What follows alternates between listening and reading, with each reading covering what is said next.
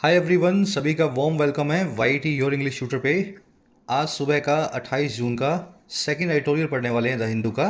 Spring cleaning इसका title है। ये आर्टिकल लिखा गया है भारत में मेडिकल एजुकेशन में सुधारों पे।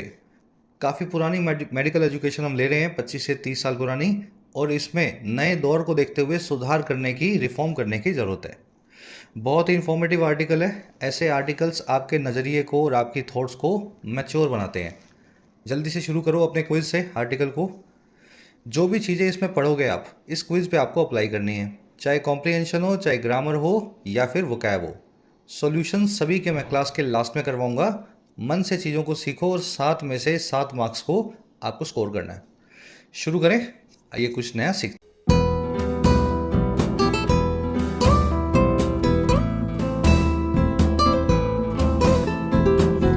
कह रहा है जी स्प्रिंग क्लीनिंग। क्या होता है भाई स्प्रिंग क्लीनिंग? देखिए, स्प्रिंग जो वर्ड है ना, इसके कई मीनिंग है, और जो सबसे अ, चलने वाला मीनिंग है, प्रिवेलेंट है, वो होता है स्प्रिंग का मीनिंग बसंत। बसंत ऋतु। आपको पता होगा ऋतुएं जो है अंग्रेजों की 4 होती हैं। समर, समर यानी गर्मी। समर के बाद में आती है ऑटम यानी कि पतझड़, सितंबर अक्टूबर में। उसके बाद आती है सर्दी यानी कि विंटर्स, ठीक है, विंटर्स। और उसके बाद आती है स्प्रिंग, स्प्रिंग मार्च अप्रैल में, है ना। समर मतलब गर्मी, ऑटम मतलब पतझड़, विंटर मतलब सर्दी, स्प्रिंग मतलब बसंत।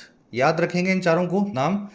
ऑटम को हम फॉल भी बोलते हैं, क्योंकि इसमें पत्ते गिरते हैं ना, पत्ते गिरते हैं ना इसमें पेड़ों से, तो इसको ऑटम को हम फॉल भी बोलते हैं। अब ये जो स्प्रिंग का मौसम है ना, इसमें अंग्रेज़ क्या करते हैं, घर की सफाई करते हैं। बच्चे बड़े सब मिल करके पूरे घर को साफ करते हैं, और इस जो सफाई की जो प्रोसेस है, इसको नाम दिया जाता है वहाँ पे स्प्रिंग क्लीनिंग। ठीक है, इंडिया में ये कॉन्सेप्ट थोड़ा नया है, क्योंकि हम सफाई करते हैं दिवाली के वक्त, ईद के वक्त। ये लोग करते हैं स्प्रिंग की छुट्टियों में। तो स्प्रिंग क्लीनिंग का मतलब होता है जी घर की सफाई, या फिर बहुत ही अच्छे से किसी चीज़ की सफाई करना, कॉम्प्रीहेंसिवली या थोरोली कहीं पे क्लीनिंग करवाना।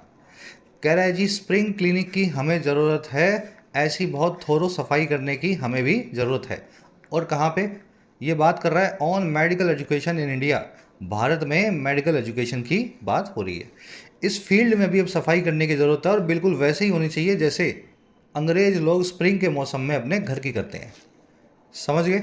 चलो, नया फ्रेज आपने सीखा, स्प्रिंग क्लीनिंग। चारों मौसम्स के नाम अंग्रेजी में आपको बताए हैं, ज़रूर से उनको याद रखें। आगे बढ़ते हैं टाइटल पैराग्राफ की तरफ। क्या कहना चाह रहा है पता लगे। कह रहा है जी the pause on new graduate medical education regulation is a chance to forge a consensus. कह रहा है जो पॉज लिया है, जो हमने छोटा सा ब्रेक लिया है, और किस पे भाई? इन नए रेगुलेशंस पे, नए रूल्स पे।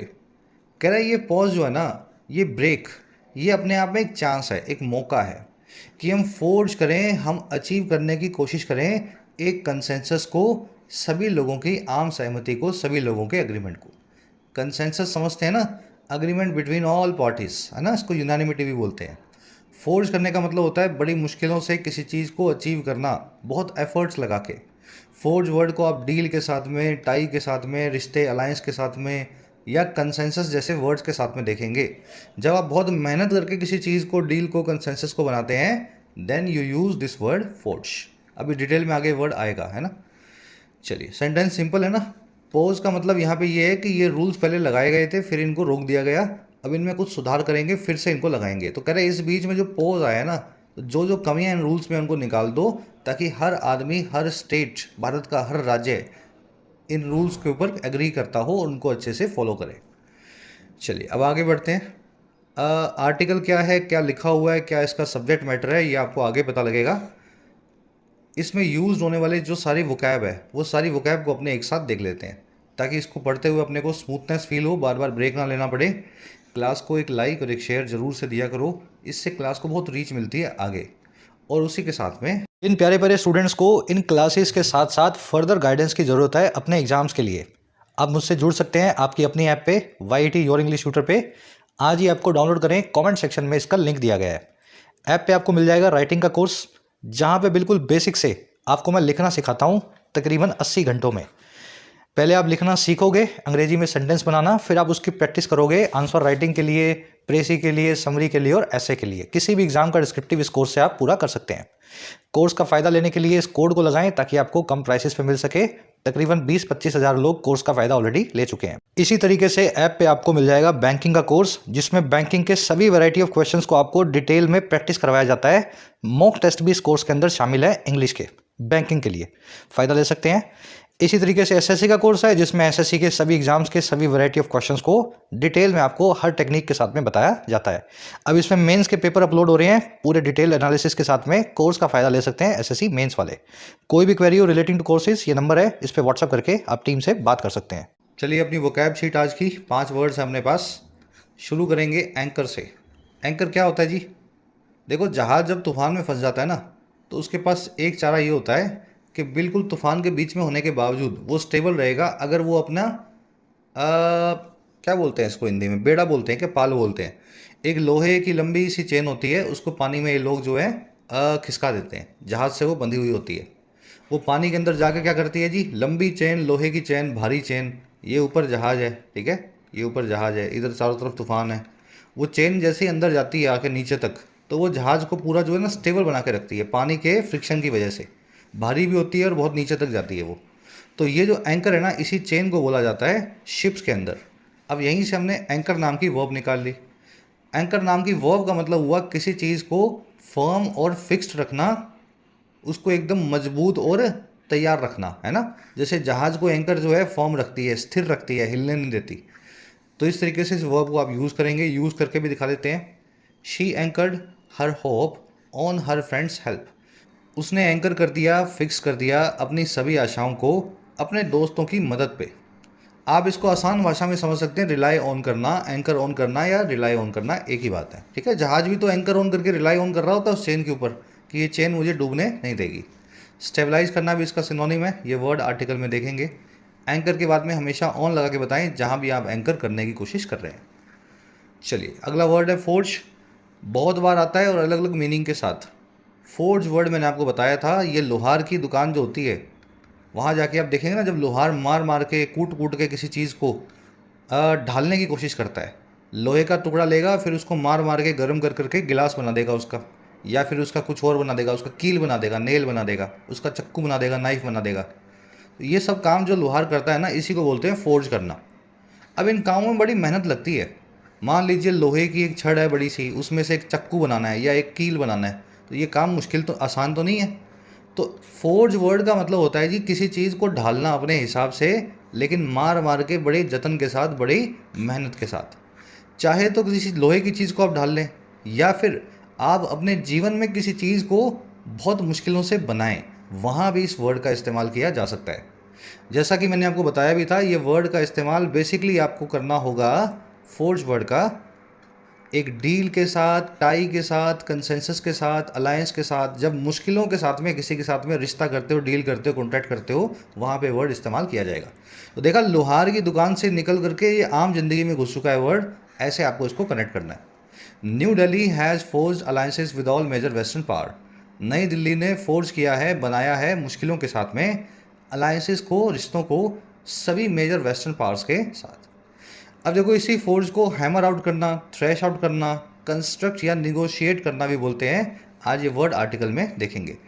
बहुत डिटेल में इसीलिए करवा रहा हूँ मैं, फील लो इन वर्ड्स की। याद ऐसा याद करो कि बार बार याद ना करना पड़े, है ना। अगला वर्ड है डिब्री। इसका एस जो है साइलेंट होता है। डिब्री का मतलब होता है मलबा, किसी चीज़ के रिमेन्स। मलबा समझते हैं ना। Some navy ships are trying to recover the debris of the crashed plane. कुछ नेवी शिप्स जो हैं वो कोशिश कर रही हैं रिकवर करने को मलबे को, क्रैश किए हुए इस प्लेन के। मलबे के लिए रबल, रैकेज, रेमनेंट, इन सभी वर्ड्स का इस्तेमाल किया जा सकता है, ठीक है। आज रेमनेंट नाम का वर्ड आर्टिकल में देखेंगे, किसी चीज़ के अवशेष को बोलते हैं रेमनेंट। चलिए अगला वर्ड है जी अपना एंटिसिपेट। अच्छे से जानते होंगे इस वर्ड को। पहले से विजुलाइज करना या होप करना या आशा करना किसी चीज़ की, वो कहलाता है एंटिसिपेट करना। भैया आपका पेपर अच्छा गया है तो आप अच्छे मार्क्स को एंटिसिपेट कर रहे हैं। अगर पेपर ख़राब गया है तो आप ख़राब मार्क्स को एंटिसिपेट कर रहे हैं। नौकरी का इंटरव्यू अच्छा गया है तो आप नौकरी को एंटिसिपेट कर रहे हैं कि मुझे मिल ही जाएगी। पहले से ही जब अंदाज़ा लगा के किसी चीज़ को कल्पना करने लगते हो, विजुलाइज करने लगते हो, that is to anticipate. Noun form में, वर्ब फॉर्म में एंटिसिपेट और नाउन फॉर्म में एंटिसिपेशन है, आपकी परिकल्पना या आपकी आशा, है ना। Protesters had not anticipated such a harsh response from the administration. Protesters ने एंटिसिपेट नहीं किया था, सोचा भी नहीं था इतने हार्श रिस्पॉन्स को सरकार से, प्रशासन से या एडमिनिस्ट्रेशन से। उनको लगा था सरकार क्या करेगी, लेकिन उनका हार्श रिस्पॉन्स जो था सरकार का, उससे वो सभी लोग वो हो गए, है ना, क्या बोलते हैं, सरप्राइज थे उस चीज़ पे। चलिए, एंटिसिपेट को प्रेडिक्ट या फोरकास्ट करना भी बोलते हैं। दोनों के वर्ड्स दोनों जो है ये भविष्यवाणी करने के काम जो है आते हैं, भविष्यवाणी के सिनोनिम है। चलिए, लास्ट वर्ड अपना आज का शो डाउन। शो डाउन का मतलब होता है जी आमना सामना, और इस तरीके से कि तमाशा हो जाए। दो पार्टियां आपस में लड़ रही हैं, गाली गलौज कर रही हैं, बुरा भला कह रही हैं, मार कूट रही हैं एक दूसरे को, तो इसको बोलेंगे अपने शो डाउन या confrontation. Shalini had a showdown or a confrontation with her boss over a pay hike. Shalini का आमना सामना हो गया अपने बॉस से, तमाशा हो गया पे में हाइक को लेकर के, तनख्वाह में इजाफे को लेकर के। ठीक है, तो कन्फ्रंटेशन इस वर्ड को आर्टिकल में आप देखेंगे। और ये बना भी कैसे, फ्रंट मतलब सामने, कन मतलब किसी के साथ आमने सामने हो जाना, है ना, उसका सामना करना, उससे लड़ाई करना, उसी को बोलेंगे कन्फ्रंटेशन करना। डिटेल में करवा दिए पाँचों छः वर्ड्स आपको। कितने वर्ड्स हुए आज, 5 ही हुए ना। अब जल्दी से आर्टिकल पे आ जाओ, एक समरी आपको देंगे किस बारे में लिखा हुआ आपको पता लगे। समरी ये है कि मेडिकल का जो हमारा कोर्सेज है वो एक GMRER नाम के रूल्स के द्वारा बनाए जाते हैं कि मेडिकल कोर्स 5 साल का होगा MBBS, फिर उसके बाद MD जो है 2 साल का होगा या 4 साल का होगा। 5 साल में बच्चा क्या क्या सीखेगा, कितनी थ्योरी, कितनी उसको प्रैक्टिस करनी है, इन सब चीज़ों को बनाए हुए 25 साल हो चुके हैं। लास्ट टाइम 1997 के अंदर हमने इनको डिसाइड किया था।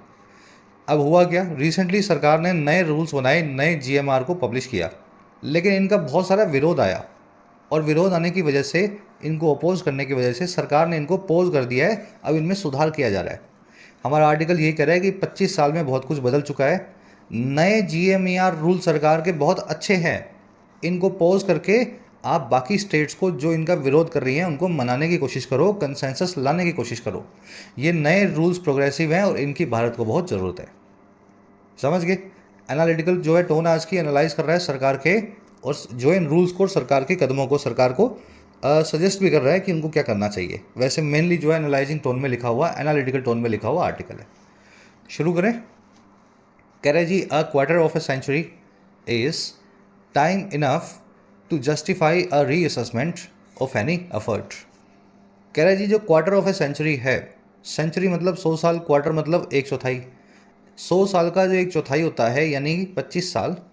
कह रहे जी, वो टाइम इनफ है, वो टाइम जो है अपने आप में पर्याप्त है। और क्या करने के लिए, सही ठहराने के लिए, जस्टिफाई करने के लिए एक रीअसेसमेंट को। रीअसेसमेंट मतलब किसी चीज़ का फिर से जो है रिव्यू करना, उसका फिर से जायज़ा लेना, फिर से इवेल्युएट करना, रिवैल्यूएशन भी बोलते हैं इसको। रीअसेसमेंट को या रिव्यू को किसी भी एफर्ट के, किसी भी कोशिश के। अगर आपने कोई काम किया है और आप उसको रीअसेस करना चाह रहे हो कि ये काम मैंने जो किया है कितना सही था, कितना गलत था, इसमें क्या मुझे इम्प्रूवमेंट लानी है, तो कह रहा है जी ये इतना टाइम जो होता है ना, 25 साल, ये काफ़ी ज़्यादा होता है, कम बिल्कुल भी नहीं होता। सही बात है, 25 साल तो काफ़ी है। क्वार्टर ऑफ ए सेंचुरी की वर्ब है इज। आगे कह रहा है जी, about 25 years have passed since the existing regulations on medical, graduate medical education or GMER were notified in 1997। कह रहे लगभग 25 साल बीत चुके हैं जब एग्जिस्टिंग GMER जो है, जो आज चालू है, जिसको हम लगा के बैठे हैं, इनको नोटिफाइड किया गया था 1997 में। तो इस पॉइंट से अब तक 25 साल बीत चुके हैं। कह रहे and the time was ripe to take a relook at all aspects of the system. और कह रहे अब जो सिस्टम था, ये जो टाइम था, वक्त था, बिल्कुल राइप था, बिल्कुल पका हुआ था, पका पकाया था, फिट था, रेडी था कि आप एक रिलुक को टेक करें, आप फिर से देखने की कोशिश करें, रिवैल्यूएट करने की कोशिश करें सभी एस्पेक्ट्स को, सभी पहलुओं को हमारे मेडिकल एजुकेशन सिस्टम के। अच्छा, और क्या करें फिर, and adapt them to changing requirements, और अडेप्ट करें, उनको ढालें चेंजिंग रिक्वायरमेंट्स के हिसाब से, बदलती हुई रिक्वायरमेंट्स के हिसाब से। और इसमें क्या क्या शामिल है, including demography, socio economic context and investments in science and technology. Changing requirements में शामिल है ये सभी चीज़ें, हमारी डेमोग्राफी, हमारी सोशो इकोनॉमिक कॉन्टेक्स्ट, साइंस के फील्ड में और टेक्नोलॉजी के फील्ड में हमारी एडवांसमेंट्स, हमारी प्रोग्रेस। आया सेंटेंस समझ में? लंबा सेंटेंस है, यहाँ से लेकर के यहाँ तक रिपीट करूँगा, उसके बाद वोकैब और स्ट्रक्चर को देखेंगे सेंटेंस की। लगभग 25 साल बीत चुके हैं जब से पुराने वाले GMER जो आज भी जारी हैं, इनको 1997 में नोटिफाई किया गया था। और अब जो वक्त था वो बिल्कुल राइप था, बिल्कुल तैयार था, पका पकाया था कि अब एक रीलुक को टेक करें, आप फिर से देखने की या रिव्यू करने की कोशिश करें। और किस चीज़ को? सभी एस्पेक्ट्स को, मेडिकल एजुकेशन सिस्टम के सभी पहलुओं को, और उनको अडेप्ट करवाएं, उन सभी एस्पेक्ट्स को ढालें। और किस हिसाब से ढालें? चेंज होती हुई रिक्वायरमेंट के हिसाब से, बदलती हुई ज़रूरतों के हिसाब से। और बदलती हुई ज़रूरतें इन सभी चीज़ों की को शामिल करते हुए हमारी डेमोग्राफी को, सोशल इकोनॉमिक कॉन्टेक्स्ट को, हमारी प्रोग्रेस को, जो हमने साइंस और टेक्नोलॉजी में पिछले 25 साल में की है। अब वर्ड्स के ऊपर नज़र डालेंगे। डेमोग्राफी होता है जी पॉपुलेशन के कैरेक्टरिस्टिक्स, कितनी पॉपुलेशन है, कितनी पॉपुलेशन शहरों में है, कितनी गाँवों में है, गर्ल्स कितनी हैं, बॉयज़ कितने हैं, मेन कितने हैं, वुमेन कितने हैं, चिल्ड्रन कितने हैं, ओल्ड कितने हैं, यंग कितने हैं, वर्किंग कितने हैं, इनमें से बेरोजगार कितने हैं, है ना, अंडर एम्प्लॉयड कितने हैं। ये सब जो कैरेक्टरिस्टिक्स होते हैं ना एक पॉपुलेशन के, उसको बोलते हैं डेमोग्राफी। 25 साल में भारत की डेमोग्राफी काफ़ी बदल गई है। लोग लिटरेट हो गए हैं, स्किल्ड लेबर आपको मिलने लगा है, दुनिया की लार्जेस्ट पॉपुलेशन बन चुके हैं हम। समझ पा रहे हो ना? तो डेमोग्राफी, डेमो मतलब पीपल, ग्राफी मतलब उनका मेजरमेंट। तो लोगों के कैरेक्टरिस्टिक्स, आबादी के जो गुण हैं, उसको बोलते हैं डेमोग्राफी। वर्ड मेरे ख्याल से आपने पकड़ लिया है, इसको दिमाग में ऐसे ही बिठाया जा सकता है। अब देखो, डेमोग्राफी वर्ड से 2-3 वर्ड्स और बनते हैं फटाफट। डेमोग्राफिक डिविडेंड क्या होता है जी? ये देखिए, डिविडेंड का मतलब है फ़ायदा, मुनाफा, और डेमोग्राफिक का मतलब है ऐसा मुनाफा जो आपकी पॉपुलेशन की वजह से आपको मिले। आसान भाषा में डेमोग्राफिक डिविडेंड का मतलब है young workforce, young productive workforce. हमारी पॉपुलेशन में यंग प्रोडक्टिव जो वर्कफोर्स है ना, बस यही काम की है। मतलब लोग तो सभी, सबकी जान उतनी कीमती है, बराबर है, लेकिन अगर देश के लेवल पे देखें, कंट्री के लेवल पे, तो 25 से लेकर के 50 तक के जो लोग हैं, या यूं कहते हैं 45 तक के लोग जो हैं, ये सबसे ज़्यादा मूल्यवान लोग होते हैं देश के। इन्हीं की वजह से देश आगे जाता है, और इन्हीं के ना होने की वजह से कंट्रीज जो हैं तबाह हो जाती हैं। तो यही डेमोग्राफिक डिविडेंड है। इसी वर्कफोर्स को हम, समझ गए ना, इस फैंसी नाम से बताते हैं। फिर एक वर्ड है हमारे पास, डेमागोग। देखिए, अगोग का मतलब होता है लीडर, डेमा का मतलब होता है पीपल, डेमागोग का मतलब हो गया अ लीडर ऑफ मासेस। ठीक है, लोगों का, बड़े जो है समाज के बड़े तबकों के लीडर्स को बोलते हैं डेमागोग। कोई सुधारक है, कोई नेता है, ये सभी जो हैं डेमागोग्स कहलाएंगे। ठीक है, वैसे ही अगोग से एक वर्ड और बना सकते हैं आप, पैडागोग। देखो, कनेक्ट करने की कोशिश कर रहा हूँ मैं। आपने डेमागोग सीखा, वो डैम से बना, इसमें अगोग लगाया, फिर यही अगोग पैड के आगे भी लग सकता है। पैड मतलब बच्चा, पैडागोग कौन हुआ जी? अ लीडर, या यूं कहते हैं जी a teacher of small children या लिटिल चिल्ड्रन। ठीक है, किड्स बोल देते हैं, किड्स, छोटे बच्चों के टीचर को बोलते हैं पैडागोग। यहीं से वर्ड बनता है पैडागोजी, वो होती है बच्चों को पढ़ाने की कला। पैडागोजी मतलब teaching, the art of teaching, है ना। अब याद ये रखना, डेमागोग वर्ड जो है ये एक नेगेटिव वर्ड है। यहाँ पे लीडर जो है ना, इसका लीडर वाला रोल कम होता है और मिस लीडर वाला रोल ज़्यादा होता है। डेमागोग वर्ड को हम मिस लीडर के लिए यूज़ करते हैं। ऐसा आदमी जो समाज में बांट रहा हो, समाज को गलत रास्ते ले जा रहा हो, है ना, बदमाश आदमी, बदमाश नेता कोई, उसको बोलते हैं डेमागोग। ये तो पॉजिटिव वर्ड है, ये नेगेटिव वर्ड है। चलिए, सारे वोकैब वर्ड्स दिमाग में बिठाएं, इनका एक स्क्रीनशॉट आप ले सकते हो, आज के क्विज में आपसे पूछे गए हैं। ठीक है, सोशो इकोनॉमिक कॉन्टेक्स्ट का मतलब है हमारी सामाजिक और आर्थिक सिचुएशन जो है बदल चुकी है पहले से। राइप का मतलब होता है जी चीज़ों का पका पकाया होना, एकदम तैयार होना।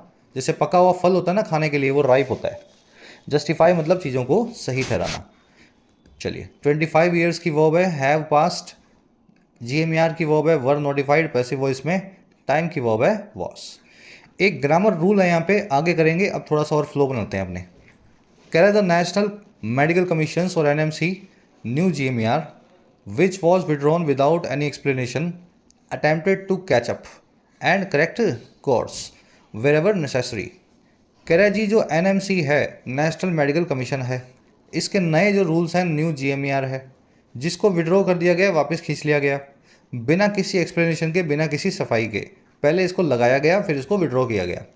कह रहे ये अटेम्प्ट करते थे, कोशिश कर रहे थे कैचअप करने की, फासले को कम करने की, जो चीज़ें जो रह गई हैं, जो खाइयाँ जो बीच में आ गई हैं, उन खाइयों को ख़त्म करने की, कैचअप करना है ना। रेस में जब आप पीछे रह जाते हो ना, तो फिर आप कैचअप करने की कोशिश करते हो, बराबर आने की। तो ये सब चीज़ों को कैचअप करने की कोशिश कर रहे थे हमारे नए वाले और अच्छे वाले रूल्स। और ये कोशिश कर रहे थे करेक्ट करने की, कोर्स को सही करने की, हमारे मेडिकल एजुकेशन के रास्ते को, जहाँ जहाँ ज़रूरत थी, वेर एवर नेसेसरी। GMER की वर्ब है अटेम्प्टेड, विच की वर्ब है वॉज विड्रॉन। विच आया GMER के लिए, सिंगुलर है, इसलिए वर्ब भी सिंगुलर है। वर्ब यहाँ पे पैसिव में है, वॉज प्लस में वर्ब की थर्ड फॉर्म। इन रूल्स को विड्रॉ किया गया, इन रूल्स ने किसी को विड्रॉ नहीं किया, इन्हीं के ऊपर काम हुआ। कैचअप करना आप समझ ही गए हैं, पकड़ने की कोशिश करना जो आपसे आगे निकल गए हैं, ट्राई करना मैनेज करने के लिए, ब्रिज करने के लिए, किसी गैप को, खाई को भरने के लिए। कह रहे the medical world is a change place since the regulations were lost drawn up with emerging diseases, changing demands, and expectations of stakeholders also altering the game dramatically। कह रहे जो मेडिकल वर्ड है, डॉक्टरी की दुनिया है, ये एक बदली हुई जगह है, चेंज्ड प्लेस है। और कब से? जब से रेगुलेशंस को लास्ट आखिरी बार ड्रॉप किया गया था 1997 में, तब से आज तक मेडिकल वर्ड बदल चुका है। और कैसे बदल रहा है भाई? ये बदला है इन चीज़ों के साथ में विद लगा के बता रहा है। उभरती हुई नई बीमारियों के साथ में, बदलती हुई हमारी डिमांड्स के साथ में, हमारी आशाओं के साथ में, जो है अलग अलग स्टेक होल्डर्स की, लोगों की, डॉक्टर्स की, है ना, जो जो मेडिकल फील्ड से जुड़े हुए हैं। कह रहे और उन्हीं के भी ऑल्टर कर देने के साथ में, चेंज कर देने के साथ में, इस गेम को बहुत बड़े लेवल पे, ड्रामेटिक लेवल पे।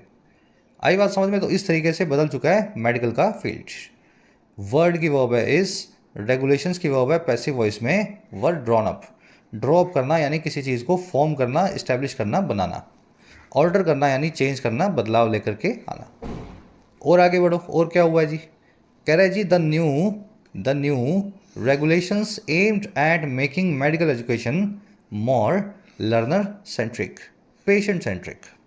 कह रहे जो नई रेगुलेशंस थी, जो नया GMER था, जो हम लेकर के आए लेकिन वापस खींच लिया, ये कोशिश करता था बनाने की मेडिकल एजुकेशन को, डॉक्टरी की पढ़ाई को और ज़्यादा लर्नर सेंट्रिक, है ना, लर्निंग के ऊपर जो है सेंटर्ड हो, सीखने और सिखाने के ऊपर जोर देने वाली हो, पेशेंट सेंट्रिक हो, मरीज के ऊपर ध्यान देने वाली हो, जेंडर सेंसिटिव हो, आदमी और औरत जो है, जेंडर जो है मेल और फीमेल का, उसके हिसाब से सेंसिटिव हो, आउटकम ओरिएंटेड हो, पढ़ाई ऐसी हो कि उसका आउटकम अच्छा निकले, लोगों की जान बचाई जा सके, नए नए इलाज खोजे जा सके, आउटकम के ऊपर ओरिएंट करें हम। एंड एनवायरमेंटल अप्रोप्रिएट हो, पर्यावरण के लिए भी जो सही हो। ऐसी थी ये नई एजुकेशन, ऐसे इसके सारे एम्स थे। कह रहे while continuing to anchor on the basic principles of teaching medicine. कह रहे ये सब चीज़ें ये एम कर रही थी बनाने की। कह रहा ये कब कर रही थी? जबकि वो कंटिन्यू भी कर रही थी, जारी भी रख रही थी, एंकर करना, स्थिर बनाए रखना बेसिक प्रिंसिपल्स को, बेसिक सिद्धांतों को, मेडिसिन को पढ़ाने के, डॉक्टरी की पढ़ाई के। तो बेसिक सिद्धांत तो वैसे ही थे, थ्योरी होगी, प्रैक्टिकल होगा, ऑपरेशन होगा, चीर फाड़ करना सिखाएंगे, सब कुछ वही होगा, लेकिन साथ में इन चीज़ों के ऊपर ज़्यादा जोर दिया जाएगा। रेगुलेशंस की वर्ब है, न्यू रेगुलेशंस की aimed. When you are aimed at something, आप उस चीज़ की तरफ एम कर रहे होते हैं, उस चीज़ की तरफ आपका पूरा फोकस जो है फिक्स्ड होता है। एंकर ऑन करना, रिलाई ऑन करना, डिपेंड ऑन करना, किसी चीज़ के ऊपर स्थिर हो जाना, है ना, स्टेबलाइज कर लेना अपने आप को। चलिए और आगे बढ़ते हैं। कह रहे जी the regulations were progressive in introducing a longitudinal programme based on attitude, ethics and communication competencies. कह रहे जो नई रेगुलेशंस थी वो प्रोग्रेसिव थी, बहुत ही आगे बढ़ने वाली थी वक्त के हिसाब से। और किस चीज़ में? इंट्रोड्यूस करने में एक लॉन्गिट्यूडनल प्रोग्राम को, एक ऐसे प्रोग्राम को जो बहुत लंबा था, लेंदी था, प्रोलॉन्ग्ड था, है ना, छोटा नहीं था 5-4 दिनों का, लंबा प्रोग्राम था, कई महीनों का। इस प्रोग्राम को इंट्रोड्यूस करने की वजह से ये रेगुलेशंस बड़ी ही प्रोग्रेसिव थी। और कौन सा प्रोग्राम था ये, किस चीज़ का था? ये लंबा सा प्रोग्राम था, लॉन्गिट्यूडनल प्रोग्राम, जो आधारित था इन चीज़ों पे, based on attitude, ethics and communication competencies. आपके एटीट्यूड पे, आपकी नैतिकता पे और कम्युनिकेशन करने की कॉम्पिटेंसीज पे। और ये किसके लिए था? यंग मेडिकल स्टूडेंट्स के लिए, नए नए डॉक्टर्स के लिए। और ये क्यों था? To lay stress on ethical values, being responsive to patient needs and improved communication, early clinical experience. कह रहा है जी ये सारा इसीलिए था ये प्रोग्राम, ताकि स्ट्रेस को ले किया जा सके और ज़्यादा जोर दिया जा सके, स्ट्रेस को ले किया जा सके, ज़्यादा फोकस बनाया जा सके। जोर किस पे देना है? एथिकल वैल्यूज़ पे, आपके नैतिक मूल्यों पे, एक डॉक्टर के नैतिक मूल्यों पे। और दूसरा, रिस्पॉन्सिव होने पे, प्रतिक्रिया वाला, रिस्पॉन्सिव समझता है ना, प्रतिक्रिया देने वाला, रिस्पॉन्सिव होने पे पेशेंट की नीड्स को लेकर के, मरीज की ज़रूरत को लेकर के, और इम्प्रूव्ड कम्युनिकेशन पे, अच्छे जो है संवाद पे, और अर्ली क्लिनिकल एक्सपीरियंस पे, शुरुआती दिनों में क्लिनिकल एक्सपीरियंस के अच्छे जो है, समझ गए ना। क्लिनिकल एक्सपीरियंस क्या होता है? जब आप मरीजों को इलाज करते हो तो एक क्लिनिकल प्रैक्टिस होती है आपकी, है ना। तो अर्ली क्लिनिकल एक्सपीरियंस आपको मिले, इस चीज़ पे स्ट्रेस दिया जाता था। अब देखो डैश लगा रहा है, all skills young medicos will benefit from in the real world.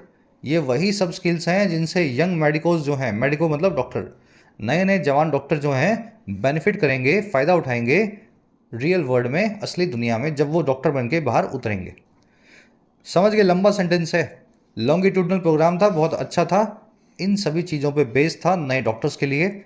और ये जो है ना सब इसलिए था प्रोग्राम, ताकि इन चीज़ों पे जोर दिया जा सके, ले स्ट्रेस की जा सके कि डॉक्टर अपने मोरल वैल्यूज़ को सीखें, मूल्यों को सीखें, पेशेंट के नीड के सामने रिस्पॉन्सिव हों, और उनका कम्युनिकेशन सुधर जाए, और वो अर्ली क्लिनिकल एक्सपीरियंस लें अपनी पढ़ाई के दौरान ही, समझ गए ना, हॉस्पिटल का अच्छा सा एक्सपीरियंस उनको मिल जाए। और ये उनके लिए बहुत ज़रूरी होता है डॉक्टर बनने के बाद। चलिए आगे बढ़ते हैं। कह रहा है जी, it had specified that didactic lectures would not exceed a third of the schedule. इसने ये भी स्पेसिफाई किया था नए रूल्स ने कि जो थ्योरी वाले लेक्चर्स हैं, डिडक्टिक लेक्चर्स हैं, वो एक्सीड नहीं करेंगे शेड्यूल के 1/3 से ज़्यादा। With the bulk of the course would include interactive sessions, practicals, clinical experience and case studies. कह रहे जहाँ ज़्यादातर जो है कोर्स का, बल्क जो है कोर्स का, वो इंक्लूड करेगा, शामिल करेगा बातचीत वाले सेशंस को, इंटरेक्टिव लेक्चर्स को या सेशंस को, प्रैक्टिकल्स को, वास्तव में जो है क्लिनिकल एक्सपीरियंस को, मरीज़ को जो है संभालने का एक्सपीरियंस, क्लिनिकल एक्सपीरियंस होता है, और केस स्टडीज़ को। तो ये सब कुछ भी कोर्स के अंदर कहा गया था कि आपको थ्योरी कम करवाएंगे और ज़्यादा चीज़ें दूसरी ज़्यादा होंगी। इट की वर्ब है, हैड स्पेसिफाइड, लेक्चर्स की वर्ब है वुड नॉट एक्सीड, बल्क की वर्ब है वुड इंक्लूड। डिडक्टिव मतलब थ्योरी वाले, थ्योरेटिकल। चलिए एक ग्रामर कॉन्सेप्ट है, जल्दी से देख लो इसको। देखो कभी भी कोई रेशो बनाओगे 1/3, 1/4, 1/5, जिसके आगे 1 लगाओ, वो रेशो हमेशा सिंगुलर होगा। उसकी वर्ब जो है ना वो आपको नाउन के हिसाब से देनी है जो उसके बाद में लगा हुआ है, लेकिन रेशो के पीछे एस नहीं लगेगा, वो सिंगुलर फॉर्म में रखना है। वर्ब कैसे आएगी? इस जो है रेशो के बाद में जो नाउन है उसके हिसाब से आएगी। नाउन प्लूरल तो वर्ब प्लूरल, नाउन अनकाउंटेबल या सिंगुलर तो वर्ब भी सिंगुलर। लेकिन अगर रेशो की शुरुआत में 2, 3, 4 आ जाए, 2/3 लिखा हो, 3/4 लिखा हो, 4/7 लिखा हो, 5/8 लिखा हो, कुछ भी लिखा हो, 1 की जगह पे शुरू में 2, 3, 4, 5, 6 कुछ और हो, तो फिर आपका रेशो जो है ना वो प्लूरल हो जाता है, पीछे उसके एस लगाया जाता है, क्योंकि अब 2 है ना यहाँ पे, तो 2/3 लिखेंगे, 3 है ना तो 3/4 लिखेंगे। हाँ, वर्ब जो है इस रेशो की अभी भी आने वाले नाउन के हिसाब से आएगी। इस वर्ब का रेशो से कोई कनेक्शन नहीं है, वर्ब का रेशो से कभी कोई कनेक्शन नहीं लगाना है। रेशो के बाद में आने वाला नाउन डिसाइड करेगा सेंटेंस की वर्ब क्या होगी।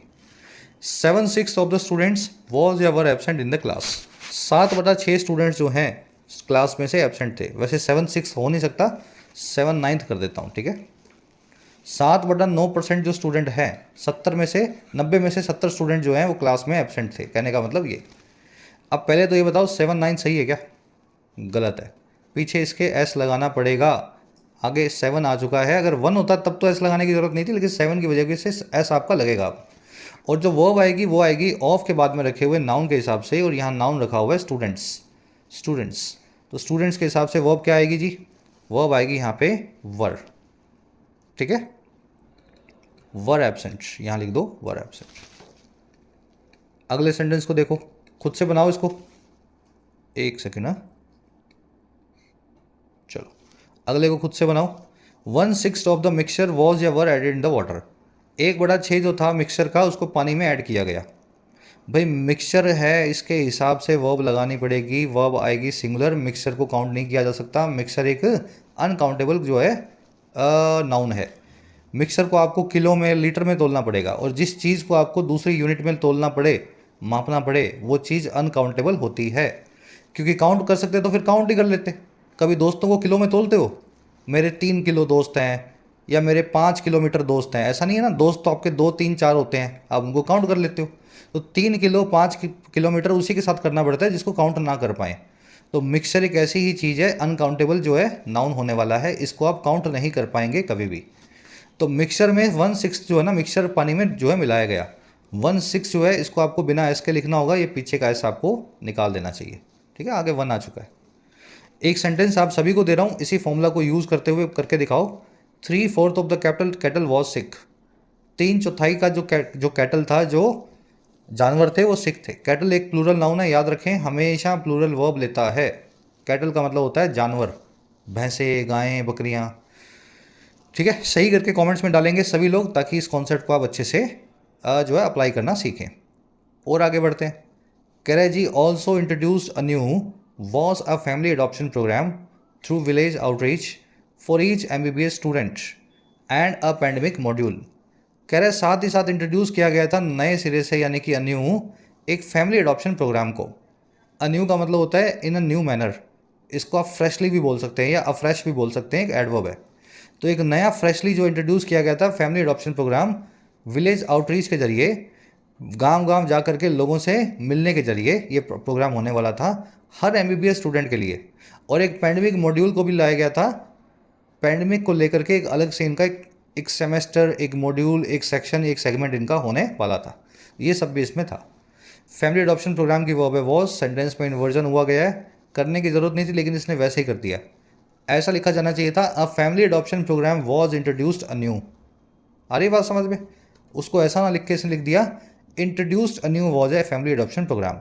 राइटर का राइटिंग स्टाइल है, यहाँ पे इन्वर्जन करना उसकी खुद की चॉइस थी, कभी कभी राइटर इस तरीके से कर देता है। चलिए और आगे बढ़ते हैं। Karaji other significant changes included reduction of overall time period for students to complete the MBBS course to 9 years from 10। दूसरे जो सिग्निफिकेंट चेंजेस थे, बदलाव थे बड़े, उसमें शामिल था कमी लाना, रिडक्शन करना ओवरऑल टाइम पीरियड में बच्चों के लिए, कि वो कंप्लीट कब करेंगे MBBS के कोर्स को। और ये रिडक्शन हो गई है 9 सालों तक, 10 सालों से, फ्रॉम 10। कोमा लगा के। Fix number of attempts to clear paper, बिल्कुल फिक्स नंबर ऑफ अटैम्प्ट्स मिलेंगे आपको अपना एग्जाम जो है सप्लीमेंट्री का एग्जाम डॉक्टर की पढ़ाई में पास करने के लिए। And common counselling for admission from 2024। और एक कॉमन काउंसलिंग होगी एडमिशन के लिए प्राइवेट और सरकारी अस्पतालों में या मेडिकल कॉलेजेस में सन 2024 से। तो ये सभी बड़े बदलाव जो है इसमें शामिल थे। चेंजेस की वो है इंक्लूड। मेरे ख्याल से कुछ रिपीट करने जैसा है नहीं, सब चीज़ें सेल्फ एक्सप्लेनेटरी है ना, आपको समझ में आ ही रहा होगा क्या क्या चीज़ें हो रही हैं। और आगे देखो, कह रहा है if a student failed to clear an exam, he or she could have appeared in supplementary examination। कह रहा है अगर कोई स्टूडेंट फेल हो जाए एग्ज़ाम को पास करने में, तो वो अपीयर हो सकता था, वो अटेंड कर सकता था सप्लीमेंट्री एग्ज़ाम को। सप्लीमेंट्री एग्ज़ाम आप समझते ही हैं, है ना। कह रहा है the results of which were to be processed within 3 to 6 weeks. कह रहा है जिसके रिजल्ट्स जो हैं प्रोसेस होने वाले थे 3 से 6 हफ्तों में, 1 से 1.5 महीने में। ये प्रावधान भी रखा गया था। सप्लीमेंट्री एग्जाम दोगे लेकिन फिक्स नंबर ऑफ अटैम्प्ट्स होंगे जैसा ऊपर बताया गया है ना। और फिर आपका रिजल्ट भी आ जाएगा सप्लीमेंट्री का 1-1.5 महीने में, ज़्यादा आपको लटकाएंगे नहीं लंबा। स्टूडेंट की वर्ब है फेल्ड, ही और शी की वर्ब है कुड हैव अपीयर्ड, रिजल्ट्स की वर्ब है वर। अब यहाँ पे जो आप देख रहे हो ना, ये है जी थर्ड कंडीशनल का ऑल्टरनेटिव फॉर्म, ना कि ऑल्टरनेटिव फॉर्म बल्कि मिक्स्ड फॉर्म। आज मिक्स कंडीशनल में पढ़ाऊंगा नहीं क्योंकि ये लंबा कॉन्सेप्ट है, और वैसे भी 5 मिनट में 7 मिनट में जिसने पढ़ा नहीं है उसकी समझ में नहीं आएगा। तो मिक्स कंडीशनल पे क्लास हो चुकी है, मैं कोशिश करता हूँ आपको दिखा देता हूँ, इस क्लास को जा करके आराम से देख लेना।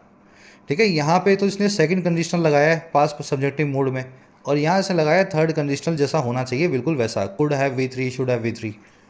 तो ऐसा हो सकता था अगर ये रूल लगाए जाते, ही कुड हैव अपीयर्ड या शी कुड हैव अपीयर्ड। लेकिन कब हो सकता था? अगर वो फेल हो जाए, अगर किसी एग्ज़ाम को पास ना करे। आराम से देख लेना कंडीशनल्स की वीडियो, सारा बेसिक्स आपका हो चुका है क्लियर। जिन बच्चों ने पढ़ा है वो अच्छे से कर रहे हैं, जॉब्स ले चुके हैं या तैयार हैं लेने के लिए। बेसिक्स बहुत ज़रूरी है इंग्लिश के अंदर, उसके बिना तो आप फिर बस कन्फ्यूजन में ही आप जो अपना पूरा पेपर निकाल देते हो कि थोड़ा बहुत मुझे आता है, थोड़ा बहुत मैं तुक्का मारूंगा। कह रहा है the students if successful could have proceeded with same batch. कह रहा है अगर स्टूडेंट सक्सेसफुल होते तो वो प्रोसीड विद करते, वो आगे बढ़ते उसी सेम बैच के अंदर।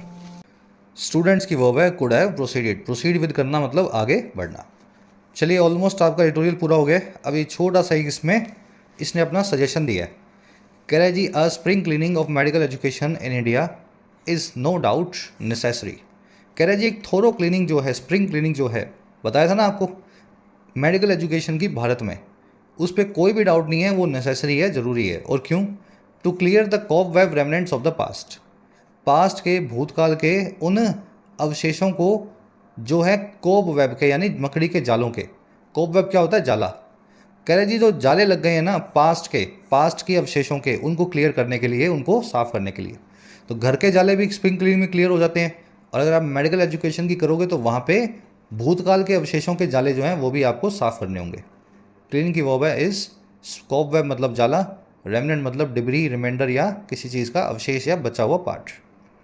कह रहा है while a new GMAR will enable the country's medical students to be future ready, the question needs to be asked if the system will be ready to handle the requirements of students। कह रहे जहाँ नया GMAR जो है, नए rules जो हैं, बड़े अच्छे रूल हैं ये इनेबल करेंगे भारत के मेडिकल स्टूडेंट्स को कि वो फ्यूचर रेडी हों, आने वाले वक्त के हिसाब से तैयार हों। वहीं ये सवाल भी ज़रूरी पूछा जाना चाहिए, it needs to be asked, कि क्या हमारा सिस्टम जो है वो रेडी होगा बच्चों की रिक्वायरमेंट को हैंडल करने के लिए। और कौन से बच्चे, कौन से students? Who reach odds to climb up to a medical seat. कह रहे जो ब्रीच करते हैं ऑड्स को, जो पार करते हैं, लांघते हैं बहुत ही मुश्किल हालातों को, अनफेवरेबल पॉसिबिलिटीज़ को, ताकि वो क्लाइंब अप करके ऊपर आकर के एक मेडिकल की सीट को पा सकें।